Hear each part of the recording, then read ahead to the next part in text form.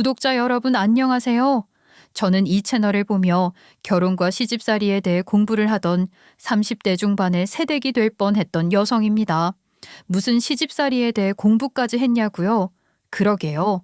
요즘 워낙 세상이 이상하게 돌아가다 보니까 별일이 아닌 것이 큰일이 되고 가족들끼리도 서로 남보다 못한 사이가 될 수 있는 세상이다 보니까 공부를 해야 뒤통수를 맞지 않겠더라고요. 그리고 그 학습 효과가 대단하게 나타났던 것 같습니다. 어떻게 보면 꾹 참고 넘어가야 했을 일에 반기를 들게 되었으니까요. 결혼을 준비하다가 말도 안 되는 이유로 갈라설 수 있다고 하지만 그런 일이 저에게 생길 줄은 꿈에도 몰랐네요. 무슨 일이 벌어졌는지 궁금하시죠? 거두절미하고 바로 이야기를 시작해 보겠습니다. 저는 어릴 때부터 가족이라는 존재가 얼마나 소중한지 또 얼마나 쉽게 무너질 수 있는지를 조금 일찍 깨달았습니다. 어쩌면 너무 이른 나이에 그런 걸 알아버린 걸지도 모르겠어요. 그때 제 나이는 겨우 12살이었고 저는 우리 가족이 세상 누구보다 서로를 아끼고 단단하게 이어져 있는 줄로만 알고 있었지요. 하지만 그건 제 짧은 삶 속에서 제가 바라본 아주 작고 순진한 믿음이었어요.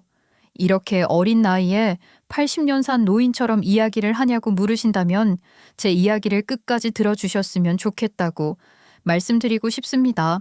제가 애늙은이가 될 수밖에 없었던 이유가 있거든요. 저희 아버지는 작은 철물점을 운영하셨어요.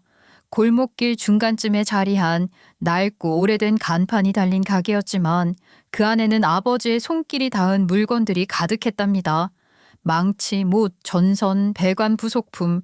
저는 그것들의 이름을 잘 몰랐지만 빼곡히 정리된 선반을 볼 때면 괜히 든든한 마음이 들었어요. 어린 저는 아버지를 마치 슈퍼맨처럼 느꼈거든요. 우리 아빠는 못 고치는 게 없어. 완전 슈퍼맨이라니까. 친구들에게 자랑스럽게 말하곤 했죠. 아버지는 손재주가 아주 좋으셨어요. 철물점 물건만 파시는 게 아니라 동네 어르신들이 문이 덜컹거려서 잠이 안 온다, 전등 좀 갈아줄 수 있나? 하며 찾아오시면 웃으며 고쳐주셨지요. 그렇게 작은 부탁 하나하나 들어주시면서도 항상 정직하게 장사를 하셨어요. 많지는 않아도 꾸준히 손님이 찾아왔고 하루하루를 살아가는 데에는 큰 어려움이 없었어요. 그래서 저는 그 시절 우리가 가진 것이 많지 않아도 특별히 불만은 없었답니다. 항상 풍족한 건 아니었지만 꼭 필요한 건 있었고 무엇보다 가족이라는 울타리 안에서 안정감을 느꼈으니까요. 아침이면 어머니가 차려주신 따뜻한 국에 밥 한 공기를 뚝딱 비우고 학교에 갔다 오면 아버지는 가게에 계시고 어머니는 부엌에서 뭐라도 끓이고 계시던 모습이 아직도 눈에 선합니다. 하지만 그때는 몰랐어요. 어머니가 얼마나 힘드셨는지를요. 어머니의 그늘진 눈빛을 저는 자주 보았지만 그 의미를 제대로 이해하지 못했어요. 지금에야 어렴풋이 짐작할 수 있게 되었죠. 그 속에는 아마 외로움도 서운함도 그리고 억울함도 있었을 거예요. 그중 가장 큰 이유는 어머니와 친할머니 사이의 오랜 갈등이었답니다. 어머니는 제가 태어난 이후로 더 이상 아이를 가질 수 없는 몸이 되셨어요. 원래도 몸이 약하셨지만 저를 가지셨을 때 너무 무리해서 출산을 하신 탓이 컸다고 해요. 그런데 그 무리한 출산의 배경에는 또 다른 아픔이 있었지요. 딸이면 낳지 마라. 괜히 부정 탄다. 첫 아이가 아들로 태어나야 줄줄이 아들로 태어나는 법이야. 내가 뭐 많은 걸 바라냐? 딸년 입에 들어가는 음식 아까우니 아들 낳으라고. 정말 믿기 힘든 말이지만 그게 현실이었어요.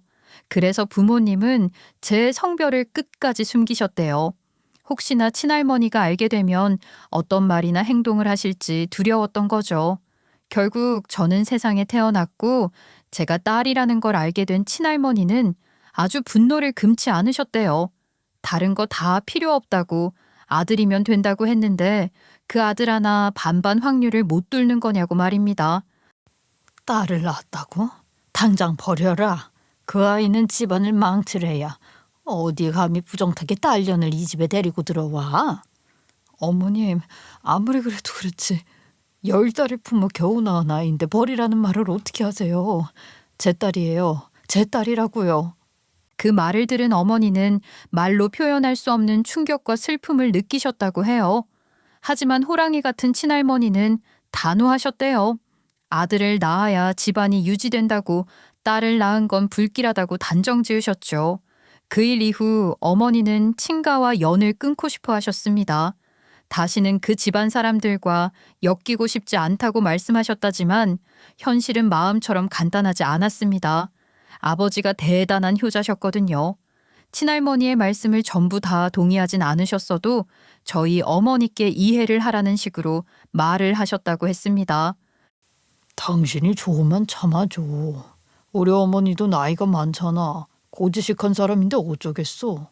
그 말이 어머니에게 얼마나 가혹했는지 어릴 적에는 상상도 못했어요. 그저 두 분이 가끔 말없이 앉아 계시는 모습을 보면서 왜 웃지 않으시는 걸까 궁금했을 뿐이죠. 어머니는 조용한 분이셨어요. 화를 내는 대신 말없이 설거지를 하시거나 방 안에 조용히 들어가 누워 계셨죠. 어머니께 어디 아픈 거냐 여쭈어 보면 어머니는 늘 웃으시며 별일 아니라고 하셨었어요. 그 미소가 지금 생각해보면 아픈 미소였습니다. 눈은 웃고 있었지만 깊은 곳에선 슬픔이 묻어 있었거든요. 저는 그 미소가 그냥 진심으로 행복한 줄로만 알았지요. 아이였던 저는 어머니의 마음을 헤아릴 수 있는 만큼 잘하지 못했던 거예요. 그 시절을 떠올릴 때면 마음 한켠이 아릿합니다. 가족이라는 이름으로 서로를 지켜주고 품어줘야 할 사람들이 때로는 가장 큰 상처가 되기도 한다는 걸 저는 그렇게 배웠습니다. 그렇다고 우리 어머니가 아무 말도 못하는 바보는 아니었어요. 딸이 어디가 어때서 대를 끊었다고 화를 내는 거예요? 나중엔 딸들도 당당하게 자기 성을 물려줄 수 있는 세상이 올 거예요, 어머님. 그때는 몰랐지만 지금 돌아보면 어머니는 마음 한편으로 그 말을 스스로에게 되뇌이며 버티고 계셨던 것 같아요. 현실은 점점 더 버겁고 시집살이는 날이 갈수록 심해졌거든요. 어머니는 큰 스트레스를 받으셨고 몸이 조금씩 망가지기 시작하셨어요. 처음엔 밥을 잘 드시지 않는 정도였는데 나중엔 아예 음식 냄새만 맡아도 메스껍다고 하실 정도가 되었죠. 누가 봐도 어머니는 피폐해져 가고 있었어요. 얼굴은 푹 꺼지고 볼은 바싹 마르고 눈빛도 점점 흐려져 갔습니다. 저는 그런 어머니가 너무 걱정됐어요. 하지만 어린 마음에 그 걱정을 겉으로 표현하지는 못했죠. 어머니는 어느 순간부터 본인의 아픔을 제 탓으로 돌리기 시작하셨거든요. 네가 아들로만 태어났어도 내가 이런 취급을 안 받았을지도 모르지. 그 말을 처음 들었을 때 저는 온몸이 얼어붙었어요. 그저 어머니께서 저를 원망하고 있다는 사실이 너무나도 큰 충격이었거든요. 그날 이후로 저는 어머니 곁에 다가가는 것도 조심스러워졌어요. 어머니는 저에게 더 이상 미소를 짓지 않으셨고 제 눈을 마주치지도 않으셨답니다. 저는 마치 투명인간이 된 기분이었어요. 어머니는 어느 날부터 아예 저를 없는 사람처럼 대하기 시작하셨어요. 제가 옆에 있어도 없는 듯 지나치셨고 방 안에 들어와도 아무 말 없이 불만 끄고 나가셨죠. 저는 점점 더 조용해졌고 숨죽이듯 살아가기 시작했답니다. 그 무렵 아버지의 철물점은 점점 어려워지기 시작했어요. 우리 집에서 15분 거리쯤에 아주 큰 잡화점이 생겼거든요. 전구, 문고리, 못, 드라이버, 심지어 공구 세트까지. 아버지가 팔던 모든 물건들을 더 싸게, 더 다양하게 파는 그런 가게였어요. 이렇게 장사가 안 돼서 어떻게 해. 요즘은 다 그 큰 가게 가서 산대요. 공기는 주차장도 넓고 카드 혜택도 많다고 하더라. 단골 손님이 아버지께 미안한 얼굴로 그렇게 말하던 모습이 아직도 기억나요. 아버지의 성격도 조금씩 괴팍해지기 시작했어요. 가게 새는 계속 나가지만 물건은 팔리지 않았으니까요. 점점 한숨이 늘어가고 가족들에게 화풀이를 하는 날이 늘어갔습니다. 하루 이틀 날이 갈수록 손님은 줄어들었고 가게엔 파리만 날리는 날이 많아졌어요. 좁은 철물점 한켠엔 먼지가 쌓이고 아버지는 하루 종일 공구를 정리만 하셨어요. 저는 그런 아버지가 무서웠습니다. 언제 돌변해서 화를 낼지 모르는 상태였으니까요. 그 와중에 어머니의 건강은 더 안 좋아졌어요. 밥을 거의 드시지 않으니 위장이 망가지고 간도 안 좋아졌어요. 병원에서는 정밀 검사를 권했지만 어머니는 병원에 가시길 거부하셨어요. 병원 가서 몸 고치면 뭐해. 내가 오래 살아서 무슨 덕을 보겠다고. 엄마, 그래도 아프면 속상하잖아. 엄마가 아프지 않았으면 좋겠어. 냅둬라. 내 앞에서 무슨 시위를 하는 것도 아니고.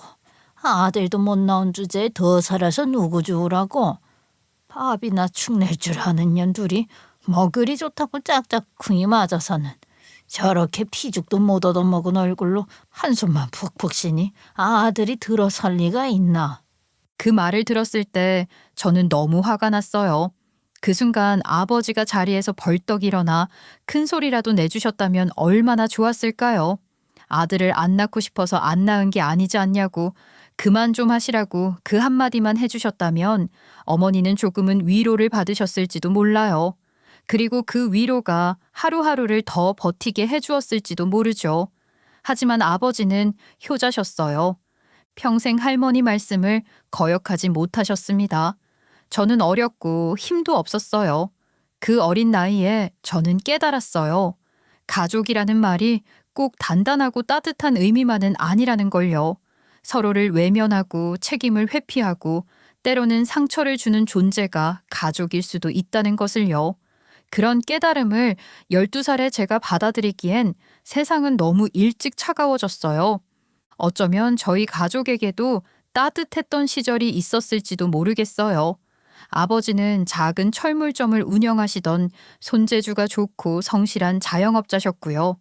어머니는 그런 아버지 곁에서 항상 정성껏 식사를 챙기고 단정하게 다림질된 옷을 준비해 주시던 전형적인 가정주부셨답니다. 그런 두 분 사이에서 태어난 저는 하루하루 웃음을 달고 지내는 그야말로 행복한 가족의 완성이라고 생각했죠. 하지만 조각조각 나는 것은 어렵지 않은 일이었죠. 언젠가부터 어머니는 점점 지쳐가셨고 결국 아버지에게 이혼을 요구하셨어요. 이혼이라고? 아니, 이 옆에 애가 미쳤나? 조금만 버티면 된다고. 우리 어머니가 얼마나 더 사시겠어, 어? 그러니까 나는 그 잠깐도 못 버티겠다고. 막말로 어머님보다 내가 먼저 죽게 생겼다고. 견딜 수가 없어. 더 이상은 못 버티겠어. 어머니는 친할머니를 도저히 견딜 수가 없다고 말씀하셨어요. 아버지는 그 말을 들으시고도 별다른 대응을 하지 않으셨고 친할머니께서는 우리 어머니를 향해 손찌검을 날리셨죠. 어디 우리 아들에게 감히 이혼을 입에 담아. 인연이 아주 편하게 사니까 똥오줌도 못 가리지. 소리를 고래고래 지르시며 어머니의 머리채를 잡아당기셨습니다. 그날 저는 학교 수업이 끝나자마자 집으로 달려왔고 현관문을 열자마자 목격한 장면은 어머니의 머리채를 거칠게 쥐고 흔드는 친할머니의 모습이었답니다. 저는 그 자리에 얼어붙은 사람처럼 한참을 서 있기만 했어요. 아무 말도 못하고요. 그날 이후 어머니는 짐을 싸서 집을 나가셨어요. 이제는 정말 같이 살 수 없다며 뒤돌아서시는 뒷모습이 아직도 잊히질 않아요. 얼마 후에는 이혼 소장만 남기고 더는 연락이 닿지 않았답니다. 어머니는 저도 데려가고 싶지 않다고 하셨어요. 이혼만 해줘. 양육권은 필요 없어요. 데려갈 생각도 없어요. 딸 낳았다고 평생 구박받았는데 저 아이를 내가 왜 키워? 말씀하시는 그 목소리가 얼마나 냉정하고 차가웠는지 몰라요. 저를 향한 정이 한 톨도 남아있지 않은 듯 했죠. 그 말을 들은 친할머니는 또 어머니를 붙잡고 욕설을 퍼부으셨어요. 전년이 끝까지 쓸모없는 기집애를 왜 우리 아들 발목 붙잡으라고 두고 가냐? 애미라면 애미답게 모성이라도 있어야 하는 거 아니냐? 딸이고 뭐고 난 필요 없어요. 그런 애 없어도 상관없다고요. 누가 이렇게 만들었는데. 그때 제 나이는 겨우 13살이었어요. 저는 그날을 잊지 못해요. 어머니가 저를 향해 마지막으로 쳐다보던 그 눈빛, 차갑고 무심했던 아무 감정도 없는 눈빛이었어요. 저는 그날 제가 어머니에게 짐일 뿐이라는 걸, 그리고 친할머니의 말대로 아버지의 발목을 잡는 존재일 뿐이라는 걸 깨달았어요. 그 후로 저는 말수가 점점 줄었어요.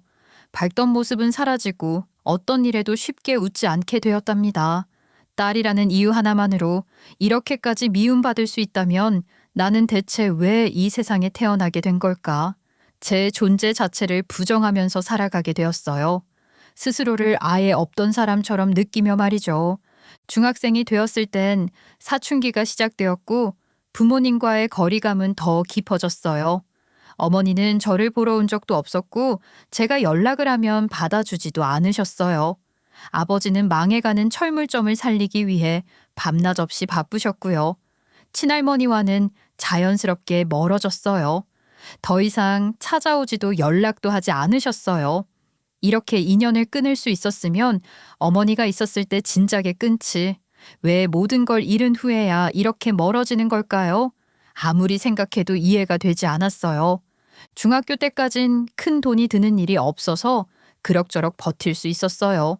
급식이 제공되는 점심은 학교에서 해결됐고 교복도 중고로 구해서 입었죠.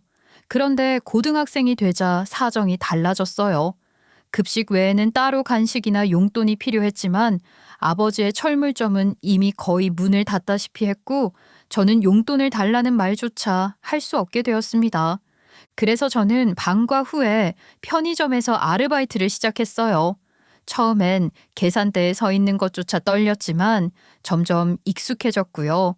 주말에는 시급이 조금 더 좋은 고깃집에서 서빙 아르바이트를 했어요.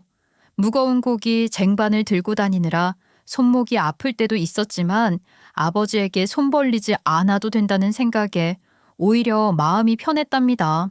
누구보다 어른스럽게 굴어야만 했던 시기였어요. 마음속에 품고 있던 외로움이나 서운함, 슬픔 따위는 꾹 눌러 담고 그저 버티는 삶을 살았던 거죠. 그렇게 저는 점점 혼자가 되어갔어요. 고깃집에서 일을 시작했을 때는 사실 많이 힘들었답니다. 불 앞에 오래 서 있어야 하고 고기를 굽는 것도 손님마다 취향이 달라서 눈치도 많이 봐야 했어요. 하지만 그런 와중에도 제가 일하는 데에서 가장 크게 배운 건 돈이 무엇보다 중요하다는 사실이었답니다. 돈이 있어야지만 사람의 능력을 인정받는 것 같은 느낌이 들었거든요.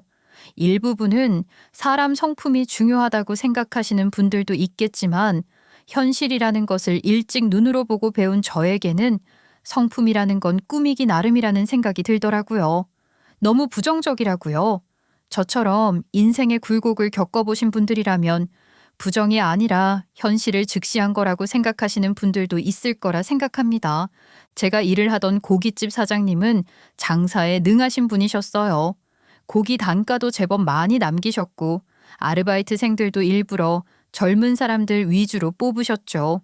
시급은 조금 높게 주지만 원래 3명이나 4명이 해야 할 일을 2명이서 하게 만들어 인건비를 줄이셨어요. 젊을 땐 돈이 최고지, 그치? 일이 조금은 힘들어도 월급 많이 받는 것만큼 뿌듯한 게 없다니까. 사장님이 웃으며 하시던 말씀이 아직도 기억나요. 사람을 적게 써도 일을 하는 사람들이 많은 월급을 가져갈 수 있으면 장땡 아니냐는 완벽한 장사치 마인드였죠. 사실 맞는 말이기도 했어요. 시급이 2,000원, 3,000원 정도 더 높다고 해도 결국 인원을 줄여서 사장님 입장에서는 훨씬 남는 장사였을 거고 또 일을 하는 알바생 입장에서는 일이 힘들어도 그 가게는 돈을 많이 줘서 좋다는 인식까지 챙길 수 있었으니까요. 게다가 가게는 위치까지도 좋아서 손님이 끊이지 않았고 음식 맛도 괜찮았어요. 저는 그런 환경에서 일하면서 사장님 부부의 레시피를 곁눈질로 유심히 살펴봤답니다. 고등학교 1학년 때부터 시작한 그 아르바이트는 어느새 2년이 훌쩍 지나 있었고 저는 어느새 가게 일의 전체 흐름을 익히고 있었어요. 고기 굽는 법은 물론이고 손님 응대, 재고 정리, 심지어 가게 분위기 잡는 법까지요.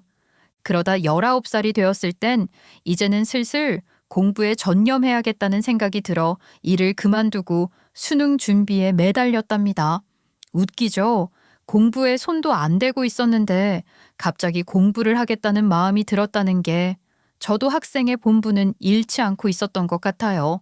제가 원래도 공부를 못하는 편은 아니었지만 시간과 노력을 더 들이니 모의고사 성적이 쑥쑥 오르더라고요.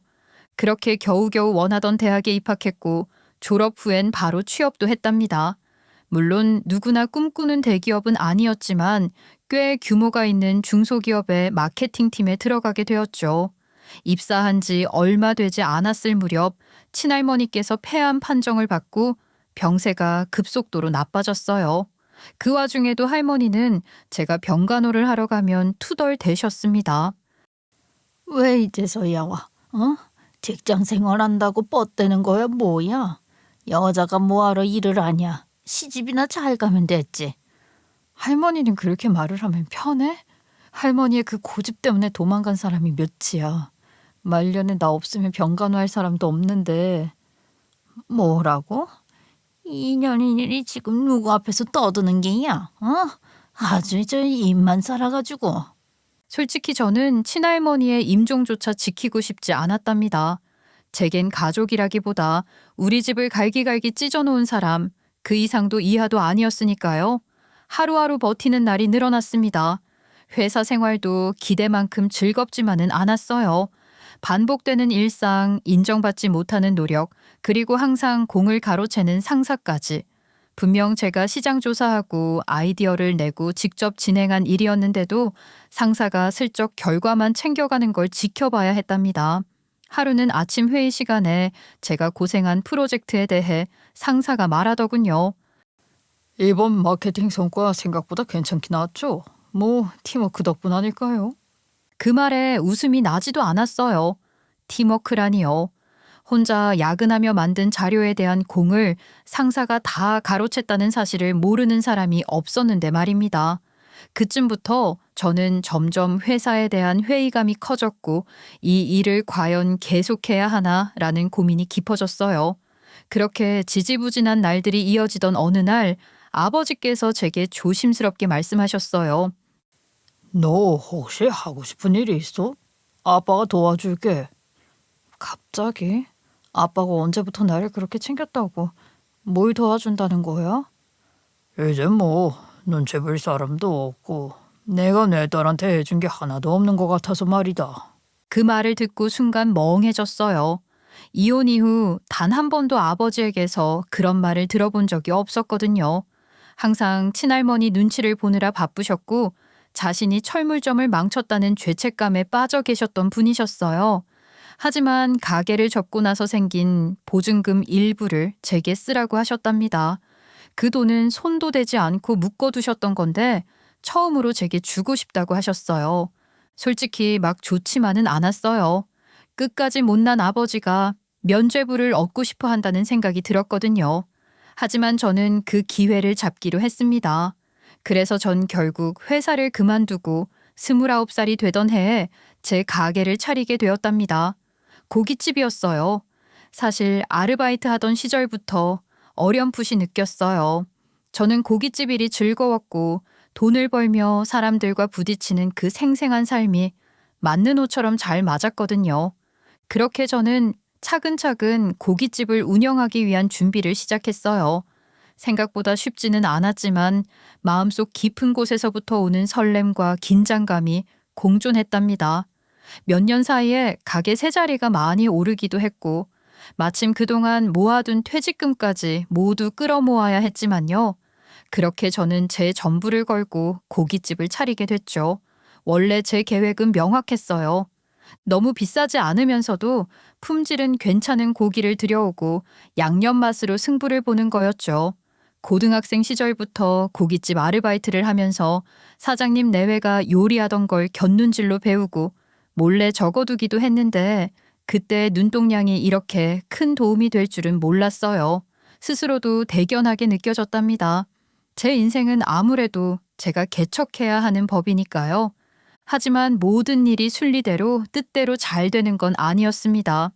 가게 문을 처음 열었을 땐 솔직히 말해 장사가 잘 안 됐어요. 하루하루 손님 수를 세며 마음을 졸였고 이렇게 가다가는 빚만 늘어날 수도 있겠다는 생각이 들 정도였죠. 하지만 제가 포기할 사람이 아니잖아요. 새벽마다 도매시장을 직접 돌아다니며 발로 뛰었고 그 결과 저렴한 가격에 각종 쌈 채소들을 들여올 수 있게 되었답니다. 그렇게 조금씩 마진도 남기기 시작했고요. 그러던 어느 날 문득 점심시간이 아쉬운 생각이 들었어요. 주변을 보면 회사들이 많은 지역인데 점심 메뉴가 다양하지 않더라고요. 그래서 저는 점심 특선으로 불고기 정식이라는 메뉴를 추가해 보기로 했답니다. 직장인분들이 좋아할 만한 구성으로 깔끔하게 준비했죠. 그게 적중했어요. 정식 메뉴가 직장인들에게 인기를 끌면서 점점 손님이 늘어났고 가게 매출도 꾸준히 올라가기 시작했답니다. 하지만 인생이란 게 늘 순탄치만은 않더라고요. 어느 저녁 시간 바쁜 와중에 한 취객 손님이 가게에 들어왔는데 고기질을 문제 삼으며 소란을 피우기 시작했어요. 물론 제가 들여오는 고기가 최고급은 아니었지만 그 가격대에 맞춰서 괜찮은 품질의 고기를 제공하고 있었죠. 양념갈비라는 메뉴 자체가 마진을 남기기 위해 고기 질보다 양념 맛으로 승부하는 게 보통이기도 하고요. 그런데 취객이 시비를 걸어오기 시작한 겁니다. 아이씨, 사장 나오라 그래. 이게 무슨 고기야? 이 지방이 너무 많은 거 아니야? 이런 걸 돈 주고 판다는 게 양심 없는 행동이지. 손님, 이 부분은 돼지갈비라서 지방이 살짝 붙어 있어야 부드럽고 맛있습니다. 이건 지방이 많은 것도 아니고요. 뭐야? 내가 지금 고기도 못 알아보는 병신이라는 거야? 아니요, 제가 그렇게 말을 한 건 아니잖아요. 이 부분 익혀 드시면 전혀 질기지 않아요. 오히려 부드러우실 거예요. 네가 뭘 안다고 그래? 사장 나오라고 그래? 어린 알바생 말고. 제가 사장입니다. 젊은 년이 사장을 하니까 마진이나 남겨 먹으려고 이런 풋나준 고기를 내보이지. 됐고. 오늘 먹은 거 돈 못 내. 돈 안 줘. 소리를 지르더니 급기야 공짜로 달라고 억지를 부리는 겁니다. 제가 여자 사장이라는 이유로 더 무시하고 주위에 말릴 만한 남자 직원도 없다는 걸 알고 더 기세등등하게 굴었죠. 순간 너무 당황스럽고 무서웠어요. 손님들도 아르바이트생들도 상황을 어쩌지 못하고 눈치만 보며 구경만 하고 있었죠. 저는 속으로 이거 어쩌면 경찰까지 불러야 하나 싶었는데 그때였어요. 어느 테이블에 앉아 계시던 젊은 남자 손님 한 분이 벌떡 일어나더니 제게 손을 올리려던 그 취객을 가로막으며 말했어요. 아저씨, 아무리 술에 취하셨다고 해도 이건 영업방해예요. 여기 사장님한테 손을 드시려는 겁니까? 경찰 부를까요? 그 단호한 목소리에 그리고 경찰이라는 말에 취객도 움찔하더니 재수가 없으려니까 하면서 눈을 내리깔더니만 궁시렁거리며 가게를 나가는 것이 아니겠습니까? 그제야 저는 한숨을 돌릴 수 있었죠. 그 손님에게 정말 감사했어요. 주변엔 그렇게 많은 사람들이 있었는데 오직 그분만이 저를 도와주셨거든요. 고마운 마음에 계산하실 때 서비스도 챙겨드리고 조심스럽게 감사 인사를 드렸죠. 그런데 그분은 당연히 도와드려야 할 상황이었어요. 저는 그냥 옳은 일을 한 것뿐입니다. 라고 하셨어요. 그 말에 더 감동했답니다. 자기 칭찬을 대수롭지 않게 넘기는 모습이 정말 멋있었어요. 그 일을 계기로 그분은 자주 제 가게를 찾게 되었고 저도 자연스럽게 서비스나 이것저것 챙겨드리며 인사를 나누다 보니 어느새 가까워졌답니다. 자주 얼굴을 마주치다 보면 자연스레 정이 쌓이잖아요.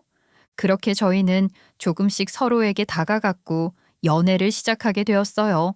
제가 33살 때였죠. 사실 장사를 하면서 연애를 한다는 건 쉽지 않은 일이었어요. 하루하루 가게에 묶여 지내다 보니 데이트할 시간도 넉넉지 않았죠. 그런데 그분 정우 씨는요. 그런 시간을 오히려 소중하게 여겼어요. 주말에 데이트를 못해서 어떻게 하지? 고깃집이 주말에 장사가 잘 되니까 나도 눈치가 좀 보이긴 하네. 일을 할 수 있을 때 해야지. 당연한 거 아니야? 나는 고깃집 나와서 당신을 돕고 시간 보내는 걸로도 충분해. 제 일을 허드렛 일이라 생각하지 않고 늘 도와주려고 하는 정우 씨의 마음은 깨끗했어요. 그 다정한 말 한마디에 저는 속수무책으로 빠져들 수밖에 없었습니다. 정우 씨는 단순히 손님이 아닌 제 삶의 따뜻한 햇살처럼 스며든 존재가 되었죠. 제가 평생을 함께하고 싶다고 생각한 사람이 되었으니까요. 그렇게 저는 고깃집 사장이자 연애 중인 여자 두 가지 역할을 기꺼이 받아들이게 되었어요. 하루하루 바쁘고 고단하지만 그 속에서도 사랑이 있다는 것만으로도 삶이 조금 더 단단해지는 느낌이 들었답니다. 하지만 우리 두 사람이 늘 행복할 순 없었습니다. 그런데 정우 씨는 저와 연애를 하던 1년 동안 자주 한숨을 쉬곤 했습니다. 저는 늘 그게 마음에 걸렸어요. 어느 날은 조심스럽게 물어봤죠. 무슨 일 있어? 요즘 유난히 한숨이 많은 것 같은데. 아이, 고민 있으면 나한테 말이라도 해봐. 회사 일이 생각보다 힘들어서 그래. 월급은 제자리 걸음이고 결혼하고 싶은 마음은 굴뚝 같은데 돈이 안 모이네. 솔직히 이렇게 살아선 언제쯤 결혼을 할 수 있을지 모르겠어. 저는 조금 놀랐어요. 저랑 결혼까지 생각하고 있다는 걸 말로 들은 건 처음이었거든요. 약간 두근거리는 마음이 들기도 하고 이 사람에게 내 모든 걸 다 주어도 아깝지 않을 것 같다는 생각도 들었죠. 우리 만난 지도 꽤 됐고 정우 씨도 나랑 결혼 생각하고 있는 거 맞지? 그럼 우리 살림을 합쳐보는 건 어때? 함께 살면 경제적으로도 지금보단 조금 더 여유로울 테고 서로 의지도 되잖아. 요즘은 여자도 먼저 프러포즈 할 수 있는 시대잖아요. 그런데 제 말을 들은 정우 씨는 눈이 동그래져서는 조금 놀란 듯 저를 쳐다보더라고요. 당연히 저랑 결혼까지 생각하고 있었다며 먼저 용기를 내서 말해줘서 고맙다고 하는 게 아니겠어요? 그렇게 저희는 연애 1년 만에 결혼 준비를 시작하게 되었답니다. 그런데요, 결혼 준비에 들어가면서 조금 황당한 일이 생겼어요. 어느 날이었죠. 가게에 있던 저에게 한 중년 여성분이 다가오셨어요. 바로 정우 씨 어머니, 그러니까 예비 시어머니셨답니다. 정우 씨 몰래 저를 보러 오셨더라고요. 그러니까 네가 우리 정우랑 만나고 있다는 맞지? 우리 정우가 결혼하고 싶은 사람이라고 하던데. 아, 어머님 안녕하세요. 미리 연락이라도 주셨으면 좋았을 텐데 어떻게 여기까지 오셨어요? 아, 별건 아니고 결혼 이야기가 나오는데 얼굴을 보여줄 생각을 안 하길래 내가 너무 궁금해서 물어물어 찾아왔어. 오늘 별건 아니고 이거 주려고. 그러면서 저에게 종이 한 장을 꺼내서 내미시더라고요. 뭔가 하고 살펴보는데 순간 얼떨떨했습니다. 그 종이엔 냉장고며 TV, 명품 가방, 심지어 외제차까지 도무지 감당이 안 될 내용이 적혀 있었어요.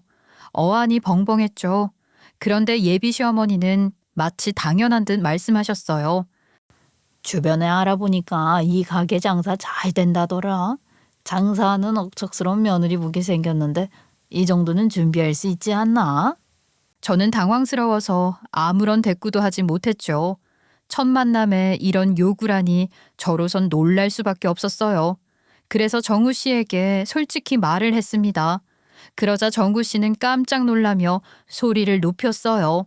아마 전혀 모르고 있었던 것 같더라고요. 엄마가 또 왜 그런 걸 들고 갔대. 아, 걱정 마. 내가 잘 말할게. 신경 쓰였겠다. 아, 미안하네 정말. 하지만 아무리 잘 말하겠다고 했어도 달라지는 건 없었답니다. 예비 시어머니는 그 뒤로도 친구분들을 데리고 몇 번이나 가게에 오셨어요. 오시면 음식을 공짜로 먹고 가시곤 했죠. 그래봐야 몇만 원 수준이니 그냥 대접한다 생각하며 넘겼어요. 하지만 결국 일이 터지고 말았답니다. 어느 날 저희 가게에 단체 회식 예약이 잡혀 있었는데 갑자기 그쪽 회사에 무슨 일이 있었는지 예약 취소도 없이 노쇼가 났어요. 그 예약에 맞춰 고기를 손질하고 재료를 준비해 놨던 터라 제게는 큰 손해였죠. 냉장고 안의 재료를 바라보는데 허탈하기만 했어요. 그때였어요. 정우 씨가 저한테 좋은 생각이 있다고 하더라고요. 그렇게 정우 씨가 나간 지 1시간도 안 돼요. 가게는 손님들로 북적이기 시작했어요. 알고 보니 예비 시어머니께 노쇼 이야기를 전했고 그분이 급히 동창 모임을 여기로 옮겨주셨다고 하더라고요. 그렇게 한 가득 들어찬 테이블을 보며 저는 안도의 한숨을 내쉬었답니다. 그날 매출만 무려 500만 원이었어요. 어머님 정말 감사합니다. 이렇게까지 신경 써주시다니요. 어머님 덕분에 손해볼 뻔했던 거 겨우 막았어요. 뭘 이런 걸로 그래. 곧 내 며느리 될 사람인데 가게 놓으셔놨다는 소리에 내가 급하게 장소 바꾼 거야. 그날은 기분 좋게 손님들을 대접했어요. 음식도 정성껏 준비했고 술에 취한 손님들께는 일일이 택시까지 잡아드렸답니다. 가게 문을 닫고 뒷정리를 마친 후 저는 예비 시어머니께 살짝 웃으며 말씀드렸어요. 어머님, 오늘 매출이 꽤 나왔네요. 500만 원 나왔거든요. 몇 개월 할부로 해드릴까요? 그 말에 예비 시어머니의 표정이 싹 굳어버리는 것 아니겠습니까? 제가 무슨 실수를 했나 싶었어요. 500만 원 조금 넘게 나오긴 했지만 제가 뒷자리는 자르고 500만 원이라 말씀드린 거거든요. 하지만 그 입에서 이어지는 말들은 충격적이었죠. 세상에 곧 결혼식 올릴 사이인데 아이 가족인데 시어머니한테 돈을 받으려는 사람이 어딨어? 나처럼 무서운 시어머니한테 말이야. 네? 그게 무슨 말씀이세요? 무슨 말은 무슨 말이야. 나한테 돈 받으려고 했어? 아주 나를 모르는구만. 내가 시집살이 한번 시키면 도망가고 싶게 시킬 수 있는 사람이야. 나도 친구들한테 일부러 공짜라고 데리고 온 건데 나한테 돈을 받겠다고? 아이고 어이가 없어서 원. 정말 황당하다는 말 외엔 달리 표현할 수가 없었답니다. 노쇼가 발생해서 큰 손해를 떠안게 되었고 그 손해를 조금이라도 메워주신다며 친구분들을 데리고 와주신 거라고 생각했는데 전혀 그렇지 않았던 거였습니다. 그저 노쇼라 음식을 버리게 생겼으니까 음식물 쓰레기가 되는 것보단 본인들이 공짜로 먹는 게 낫지 않겠냐는 마인드였던 겁니다. 그런데 가게 해보신 분들이야 당연히 아시겠죠. 노쇼로 손해를 보는 건 그 시간 동안 손님을 못 받는다는 것, 그리고 밑반찬 정도거든요. 예비 시어머니의 친구들은 술도 거하게 드셨고 고기도 아주 비싼 고기만 쏙쏙 골라 드셨어요. 당연히 그 값은 받아야 하는 거 아닌가요? 저라고 땅 파서 장사를 하는 입장은 아니니까요. 저도 황당해서 말이 제대로 나오지 않을 정도더라고요. 어머님, 저기 오늘은 정말 감사한 자리였지만 그래도 계산은 하셔야 할 것 같아서요. 총 500만 원 정도 나왔거든요. 몇 개월 할부로 나눠드릴까요? 아니 너 지금 뭐라고 했니? 말귀를 못 알아듣는 거야? 곧 결혼할 사이인데 아니 가족이 될 사람한테 돈을 받겠다는 거니? 내가 어떤 사람인지 이미 말을 했음에도 불구하고. 어머님, 노쇼 때문에 손해본 건 2, 30만 원 정도지만 오늘 이 자리에서 어머님 친구분들께 대접하는 음식은 전혀 폐기할 음식도 아니었고요. 내일 팔아도 아무 문제 없는 재료들이었어요. 그런데 이렇게 500만 원어치나 드시고 계산 안 하시는 건 그건 또 다른 손해예요. 제 말을 들으시더니 예비 시어머님은 점점 표정이 굳어지셨고 그 자리에서 크게 목소리를 높이셨어요. 시모의 계산법에는 아마 500만 원이라는 돈이 없었겠죠. 저는 양심도 없다고 생각했습니다. 그 비싼 값어치만큼의 음식을 공짜로 먹을 생각을 했다는 것 자체가 평범한 사람들이 할 수 있는 생각이랑은 다르다고 느껴졌어요. 어차피 손해본 거라며. 우리야말로 음식물 쓰레기 안 생기게 도와주러 온 거잖아. 그런 음식 버리는 것보다 우리가 먹는 게 낫지 않니? 그런데 무슨 돈 타령이야 지금. 어머님, 아무리 그래도 제가 먼저 친구분들을 대접하겠다고 한 것도 아니고 가게 상황도 고려해서 오늘은 정말 계산을 해주셔야 할 것 같아요.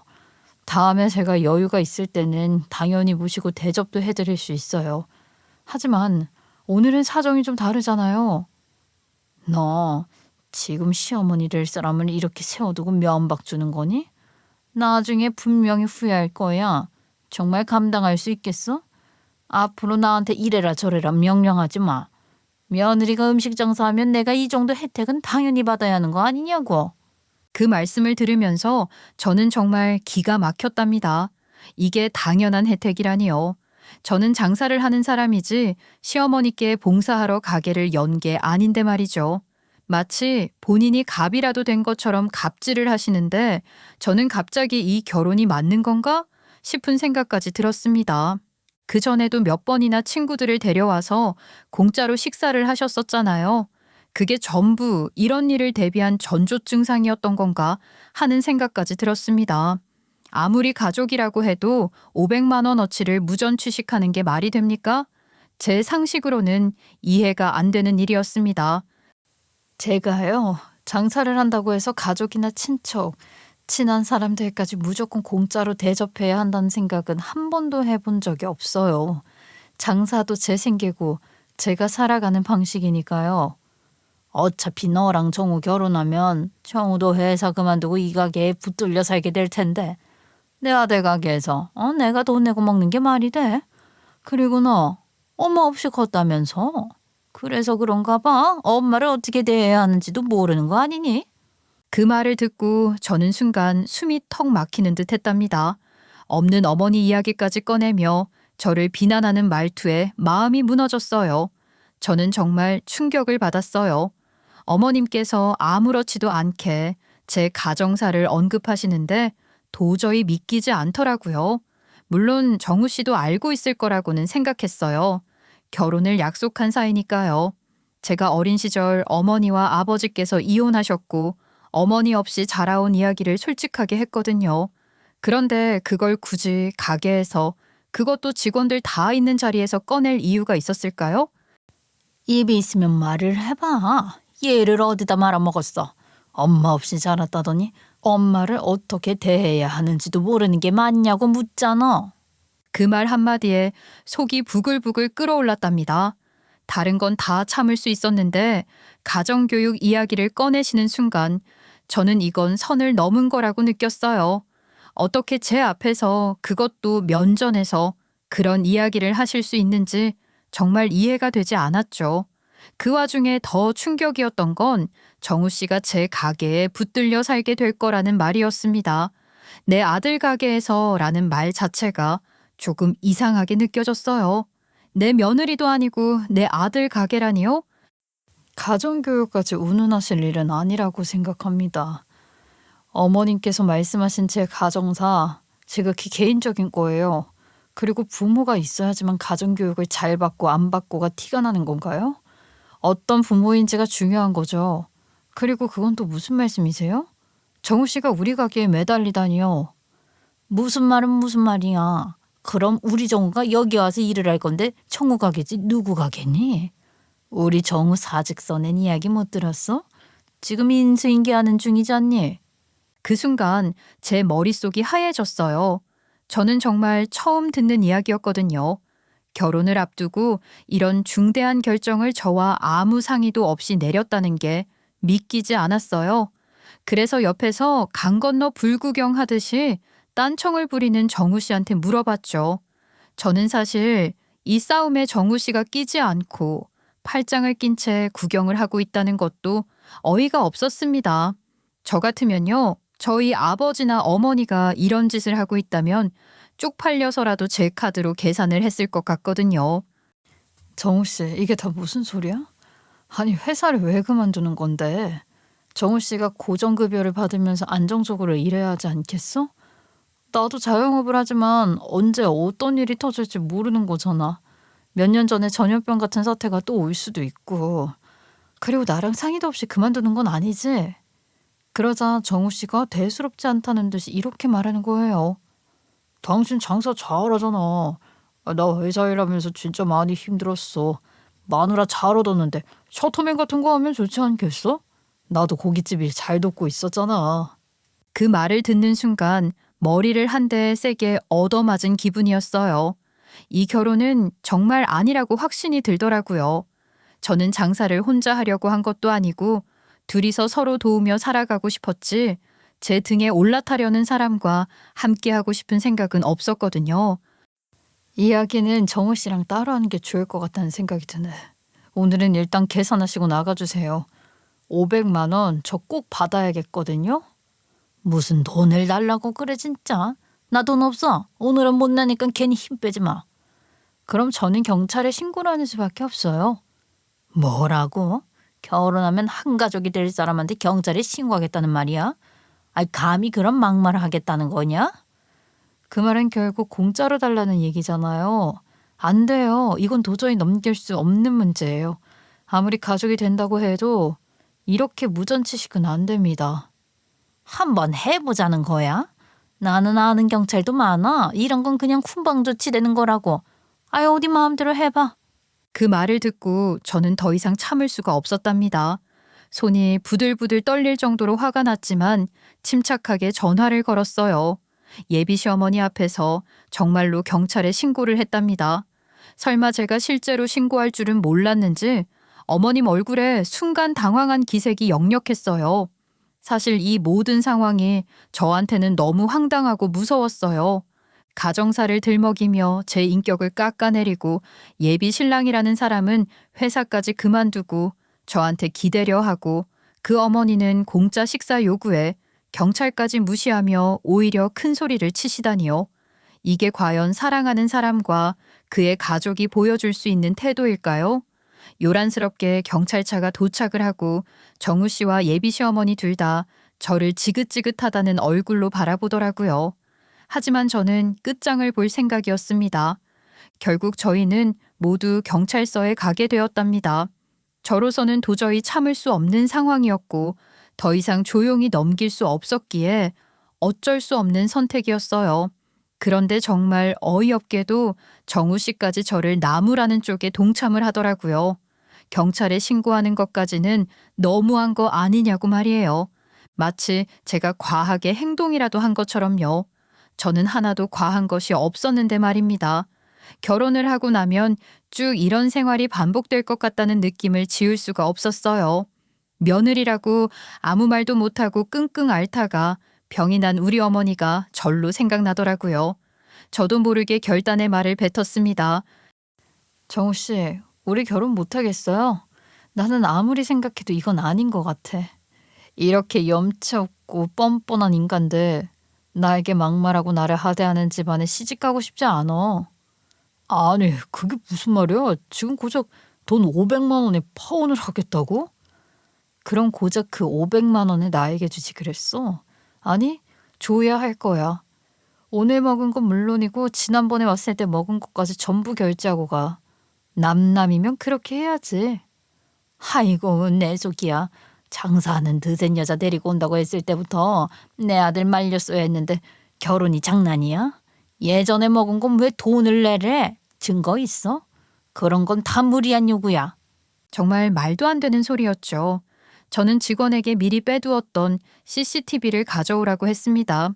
사실 그동안 예비 시어머니가 저희 가게에 자주 찾아오셔서 공짜로 드시고 심지어 저 없을 때 직원들 달달 볶아서 고기를 몰래 포장해 가시기도 했었거든요. 알고는 있었지만 10만 원 정도 되는 자잘한 것들이라 그냥 넘어갔던 거였죠. 그런데 이번엔 정말 선을 넘으셨기에 저는 그 영상들을 증거로 제출했답니다. 예비 시어머니는 화면에 찍힌 자신의 모습을 보더니 말을 잇지 못하시더라고요. 하지만 저는 더는 봐줄 수 없었습니다. 저 이 일 모두 고소할게요. 그리고 결혼 준비도 없던 일로 하겠습니다. 어차피 말만 오가던 사이잖아요. 서로 손해도 없고요. 우리 여기서 끝내요. 그 말을 남기고 저는 경찰서 문을 나왔습니다. 경찰 조사에는 성실히 임하겠다고도 말했죠. 하지만 진짜 문제는 그 다음이었어요. 그 인간들 정말 상상을 초월하더라고요. 경찰서에선 돈이 없다고 절대 못 준다더니 이번엔 SNS에서 허위 사실을 유포하기 시작한 겁니다. 정우 씨는 익명 계정을 만들어서 그 고깃집 사실은 유통기한 지난 재료를 쓴다. 게다가 메뉴 구성도 본인의 아이디어였다. 도용이다. 같은 말들을 퍼뜨리며 저희 가게를 공격하기 시작한 것입니다. 그걸 보고 저도 가만히 있을 수는 없었어요. 저는 그동안 SNS 계정이 없었는데 부랴부랴 계정을 만들어서 반박했습니다. 제가 사용하는 양념은 고등학교 시절에 직접 배운 레시피를 바탕으로 제 방식대로 변형한 거예요. 유통기한 지난 재료는 사용한 적도 없습니다. 도매 납품서 전부 정리해 올립니다. 이렇게 도매업체에서 받아온 납품서를 정리해서 투명하게 공개했죠. 앞으로도 정직하게 장사하겠다고 필요한 서류는 언제든지 공개하겠다고 밝혔습니다. 그리고 저는 고소장에 명예훼손 혐의도 추가해서 정식으로 제출했어요. 무전취식, 영업방해, 그리고 정신적 피해에 대한 손해배상까지 전부 절차대로 진행하기로 했습니다. 이쯤 되니 그 사람들 정신을 못 차리더라고요. 제게 큰 소리 치던 그 당당함은 온데간데 없이 사라지고 변명과 회피로 일관했어요. 그런데 상황이 뒤바뀐 건 정말 예상치 못한 곳에서였답니다. 저희 가게에서 오래 일하던 남자 직원이 한 명 있었는데요. 그 친구의 여자친구가 파워블로거였던 거예요. 이 친구가 제 상황을 전해 들었는지 여자친구에게 부탁을 했고 그 파워블로거 분이 저를 옹호하는 글을 블로그에 써주셨어요. 사실과 다르게 매도당한 가게 사장님의 이야기라는 제목으로요. 그 글이 올라가자 사람들의 여론이 확 바뀌더라고요. 댓글에는 요즘 진짜 좋은 식당 찾기 힘든데 이런 곳이 더 알려졌으면 좋겠다. 사장님 너무 억울하시겠다. 같은 반응들이 줄을 이었어요. 방문 후기를 다시 남기시는 단골 손님들도 계셨고요. 그렇게 저에 대한 신뢰가 회복되고 가게도 점점 다시 활기를 되찾게 되었답니다. 이 일이 저를 많이 지치게 했지만 그만큼 사람 보는 눈도 생기고 나를 믿어주는 사람들이 곁에 있다는 사실에 더 큰 용기를 얻었습니다. 저는 이제 다시 일어섰고 그들과의 싸움도 결코 멈추지 않을 겁니다. 지금까지 그랬듯이 앞으로도 정직하게 투명하게 제 일을 해나갈 거예요. 법원의 판결이 내려졌습니다. 정우 씨는 허위사실 유포와 영업방해 혐의로 벌금 500만 원을 선고받았고 저에게는 손해배상금 1,200만 원을 지급하라는 민사 판결도 함께 나왔어요. 그동안 참았던 억울함이 조금이나마 해소되는 순간이었습니다. 예비 시어머니께도 벌금 700만 원이 선고됐습니다. 무전취식과 업무방해죄가 적용된 거죠. 특히 우리 가게에 1년간 접근금지 명령까지 내려졌답니다. 처음엔 억울하다며 항소를 하시더니 점점 상황이 불리하게 흘러가는 걸 느꼈는지 조용히 계시더라고요. 항소가 받아들여지기는 어렵겠죠. 그분이 저희 가게에서 어떤 행동을 했는지 CCTV에 다 찍혀 있었으니까요. 더 기막힌 건 그 뒤로 벌어진 일들이에요. 예비 시어머니와 함께 고기를 먹었던 친구들 중 일부도 민사상 연대 책임을 져야 했습니다. 그들은 예비 시어머니와 같이 왔고 상황을 알면서도 아무 말 없이 먹고 간 부분이 있었기 때문이에요. 법원에서는 일정 부분 책임을 인정해서 손해배상 일부를 지급하라는 판결이 내려졌죠. 그 친구들이 있는 단체 채팅방에서는 예비 시어머니께 왜 그런 짓을 했느냐는 항의가 빗발쳤다고 하더라고요. 우리까지도 괜히 고생하게 만들었다. 이게 뭔 망신이냐는 식의 말들이 오갔다는 것 같더라고요. 그 이야기를 저를 찾아와 사과를 하던 예비 시어머니의 친구분들께 전해 들으면서 씁쓸하기도 했지만 솔직히 말하면 통쾌한 마음도 들었습니다. 그런데 여기서 끝이 아니었답니다. 얼마 지나지 않아 정우 씨가 저를 다시 찾아왔습니다. 어느 정도는 예상하고 있었던 일이기도 했어요. 나 당신이랑 헤어지고 힘든 것 같아. 벌금은 너무한 처사 같고 내가 밥값은 결제할게. 우리 다시 잘해볼 수 없을까? 내가 왜 그런 꼴을 다 보고 너를 다시 만나? 너 이제 백수잖아. 내가 책임지고 싶지 않은데? 나 다시 취직할게. 당신이랑 같이 고깃집 운영할 생각이었던 건데 그게 싫으면 취직하면 돼. 싫은데? 대기업에 들어갈 수 있는 것도 아니잖아. 지금이라도 정신 차리고 내 앞에서 꺼져. 제 입에서 꺼지라는 말까지 나오니까 자존심이 꽤 상했던 모양입니다. 그 이후로 연락은 뚝 끊겼고 저 역시 그런 사람들과 엮일 일 없다고 생각하니 마음이 홀가분했어요. 그 일 덕분에 우리 가게가 살짝 유명세를 타게 되었답니다. SNS를 통해 소문이 퍼지면서 여기가 그 고깃집 맞냐 하며 찾아오는 분들도 생겼어요. 어느 날은 어떤 손님이 조심스럽게 말씀하시더라고요. 실례지만 혹시 그 유명한 무전취식한 예비시댁에게 정이 구현한 고깃집 맞아요?